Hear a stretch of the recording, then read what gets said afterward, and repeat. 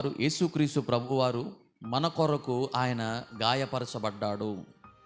అందును బట్టి నీవు తెలుసుకోవాల్సినటువంటి విషయం ఏంటయ్యా అంటే, ఆ గాయాలు నువ్వు పొందాలి, ఆ దెబ్బలు నువ్వు తినాలి. కానీ ఆయన ఏం చేశాడయ్యా అంటే, నీ కొరకు నా కొరకు ఆయన గాయపరచబడ్డాడు. గాయపరచబడాలి అంటే నీవు గాయపరచబడాలి, నేను గాయపరచబడాలి.